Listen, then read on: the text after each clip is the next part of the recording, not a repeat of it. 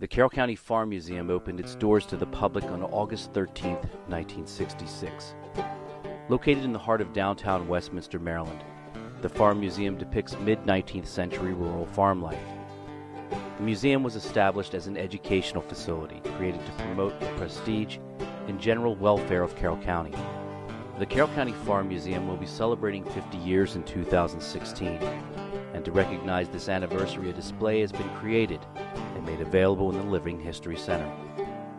Interviews, stills, and information were compiled to become part of the 50-year anniversary display, and visitors can now get a glimpse at the history of the Carroll County Farm Museum and the people that aided in creating this museum.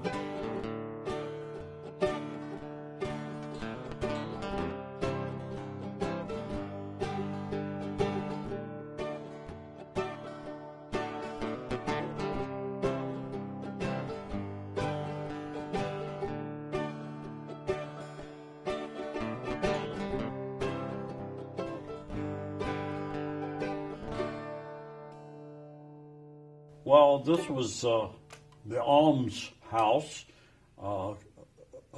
coupled with the farmland, and the early beginnings of division of counties in the state of Maryland required three things: a courthouse, a jail, and an almshouse to take care of indigent people that could not take care of themselves adequately.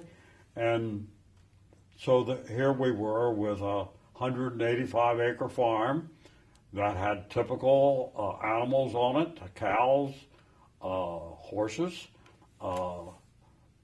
chickens, pigs, anything that you saw on a farm, gardens. So the women worked in the house and in the gardens and prepared food. The men did work out in the fields with corn and wheat and other crops that might be appropriate either for feeding the population or feeding the animals. And so we had two buildings here, one particularly for the alms setup.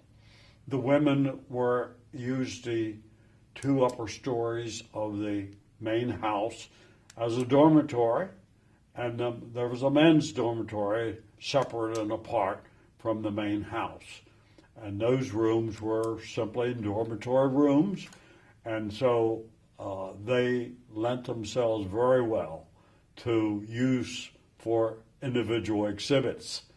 And so we had to rearrange the farmhouse back into a typical farmhouse, as opposed to having a large table that might feed 25 people at the same time. I was appointed by the county commissioners to be on the feasibility study committee to start with, and I went from there to most of those of us who were on the feasibility committee went on to become members of the Board of Governors, which I did. And I was chairman of the crafts committee when I was on the Board of Governors. So in the beginning, that was a very important part of the Farm Museum. And then when someone was needed to be in charge at the Farm Museum after Mr. Burns passed away and Mr. Leister resigned, I was offered that job. And so I took the job of curator, but I called myself a coordinator or a director rather than a curator. Well, I was the county agricultural agent with the University of Maryland Extension Service, and as a result of that, I was appointed to the study committee to help assess what should happen to this area, this farm, and so I became involved that way. One of the governors asked me to come and be a volunteer, but that was after the opening date. And I worked in the ASC office, and he worked for Soil Conservation Service, so he knew me. Our first big experience was Fall Harvest Day in 1966. and we really didn't know what to expect. None of us on the board knew anything about running museums, and we had no idea what to expect. We had no idea how many people to expect for Fall Harvest Day. And so 5,800 people showed up. So from that, we learned a lot what we needed as a farm museum. We learned what we needed to do to be successful. We needed parking, we needed restrooms, we needed food, and we just needed to learn a lot about how to run a farm museum. Well, since I was born and grew up on a farm, I knew all of the things that they had, almost all of the things they had here, pretty much. And I could go in any of the areas and be a volunteer, or even take a group through and explain everything to them. Well, we were all jack of all trades, master of none, but one of the significant things we did was we visited the Pennsylvania Farm Museum up at Landis Valley, and they were extremely helpful. In fact, that's where we got the idea of Fall Harvest Days, and we were very careful not to pick their Fall Harvest Day, so it was on the first Saturday and Sunday of October, so we had our Fall Harvest Days on the second Saturday and Sunday of October. I think meeting people and working with the volunteers, as you certainly must know, you couldn't run the place without volunteers. And we had so many people, especially in those first days when we had very few paid employees. We relied so heavily on volunteers.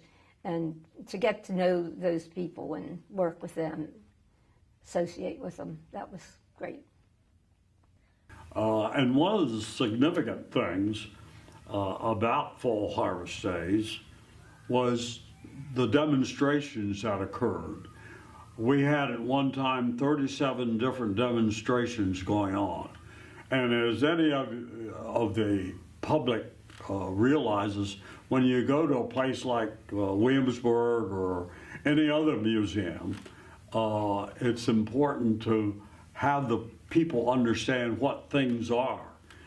And back 50 years ago, many people, I would estimate about 70% of the people in our population knew something about farming.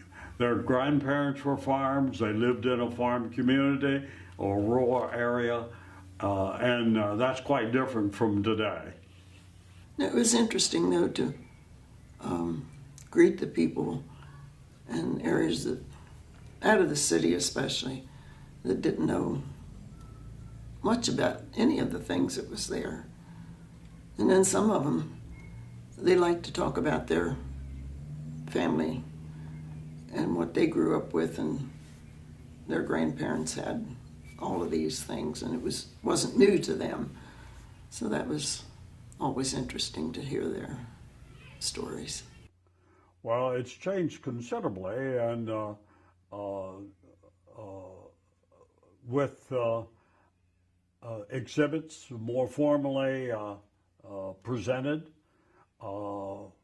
we need to emphasize with the population today, where probably 90% of the people are unfamiliar. Most people in the city do not know where their food comes from, or they don't know what pieces of equipment are. And so they have to be demonstrated as to how that tool or equipment or activity would enhance their understanding of it. I go into a museum with a background, my background, and I would immediately spot tools or tractors or equipment that I had used as a youngster on the farm. But the population doesn't have that opportunity today. And so I think it's more important than ever to have as many activities as possible demonstrated, so they can see how, in some cases, what hard work it was to work on a farm and have it operate effectively. Much of it was handwork, and we've gone to mechanization today. So the handwork that people did in yesteryear has to be demonstrated, or else they don't understand it.